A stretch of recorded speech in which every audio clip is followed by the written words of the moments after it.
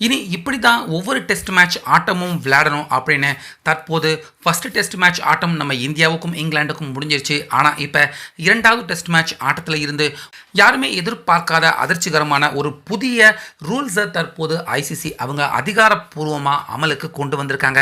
So இதை கேட்குறப்ப ஒட்டுமொத்த நம்ம இந்தியா அவங்கள பொறுத்த வரைக்கும் நமக்கு நல்ல விஷயம் தாண்டா அப்படின்னு நம்ம இந்திய பிளேயர்கள் எல்லாருமே மகிழ்ச்சியில் இருக்காங்க. ஆனால் அதே நேரத்தில் இங்கிலாந்து பிளேயர்கள் அவங்க எல்லாருமே அதிர்ச்சி அடைகிற மாதிரி தான் இந்த ஐசிசி புதிய ரூல்ஸ் இரண்டாவது டெஸ்ட் மேட்ச் ஆட்டத்தில் இருந்து அமலுக்கு கொண்டு வந்திருக்காங்க.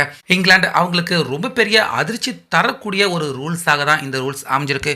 ஸோ அப்படிப்பட்ட ரூல்ஸ் என்னடா புதிய ரூல்ஸ் இப்போ டெஸ்ட் மேட்ச் ஆட்டத்துக்கு உள்ளேயும் கொண்டு வந்திருக்காங்க அப்படின்னு பார்த்தீங்கன்னா, அதாவது நம்ம எல்லாருமே T20 ஆட்டங்கள் அதே போல் ODI ஆட்டங்கள் இந்த எல்லா ஆட்டத்திலையுமே இந்த ரூல்ஸை பார்த்துருப்போம்.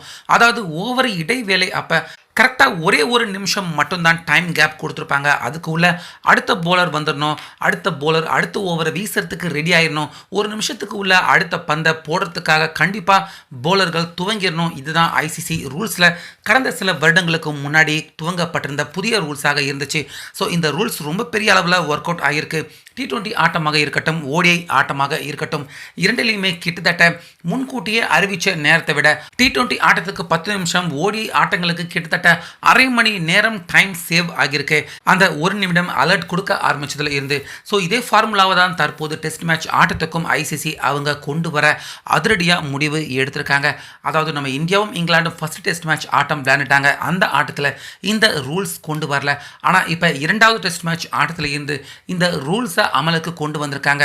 அதாவது ஓவரின் இடைவேளை அப்போ கரெக்டாக ஒரு நிமிடத்துக்கு உள்ள அடுத்த போலர் பந்து போட வந்து பந்து போட துவங்கிடணும். அப்படி துவங்கலைனா ஏற்கனவே சொன்ன மாதிரி 2 வாட்டி வார்னிங் கொடுப்பாங்க. அதுக்கப்புறமாகவும் அந்த தவறை மீண்டும் செஞ்சாங்க அப்படின்னா 5 ரன் எதிரணிக்கு பெனால்ட்டி ரன்னாக தரப்படும். ஸோ இந்த அதிரடியான ரூல்ஸ் நம்ம இந்தியாவுக்கு ரொம்ப பெரிய அளவில் உதவியாக இருக்குது. ஆனால் இங்கிலாந்து அணி அவங்க தான் பாவம் ரொம்பவே இந்த டெஸ்ட் மேட்ச் ஆட்டத்தில் கஷ்டப்பட போகிறாங்க. ஏன்னா இதுக்கு முன்னாடி நடந்த ஃபர்ஸ்ட் டெஸ்ட் மேட்ச் ஆட்டத்தில் பார்த்தீங்கன்னா நம்ம இந்தியாவை பொறுத்த வரைக்கும் கரெக்டாக ஓவருக்கு ஓவர் ரொம்ப சீக்கிரமாகவே பந்து போட்டாங்க. எந்த ஒரு நேரமும் எங்கேயுமே தாமதப்படுத்தலை. சொன்ன டைமுக்கு நம்ம இந்திய பிளேயர்கள் இங்கிலாந்துக்கு எதிராக ஃபர்ஸ்ட் டெஸ்ட் மேட்ச் ஆட்டத்தில் சிறப்பாக அந்த டைம் ஓவர் ரேட்டை கரெக்டாக மெயின்டைன் பண்ணாங்க அப்படிங்கிறது குறிப்பிடத்தக்கது. ஆனால் இங்கிலாந்து அவங்க தான் பார்த்தீங்கன்னா இந்த டெஸ்ட் மேட்ச் ஆட்டத்தில் அவங்க வீசின 2 இன்னிங்ஸ் போலிங்லேயுமே அவங்க சரியான நேரத்துக்கு வீசல, காலதாமதம் பண்ணியிருக்காங்க. இதுக்காக அப்போவே அம்பையர் ஒரு முறை பென் ஸ்டோக்ஸ் அவருக்கு வார்னிங் கூட கொடுத்திருந்தாரு, நீங்கள் ரொம்பவே டைம் எடுத்துக்கிறீங்க அப்படிங்கிற மாதிரி. ஸோ ஆக மொத்தம் நம்ம இந்தியா அந்த டைம் இருந்தாலும் சரி இல்லைனாலும் சரி சீக்கிரமாக பந்தை போட்டுருவாங்க.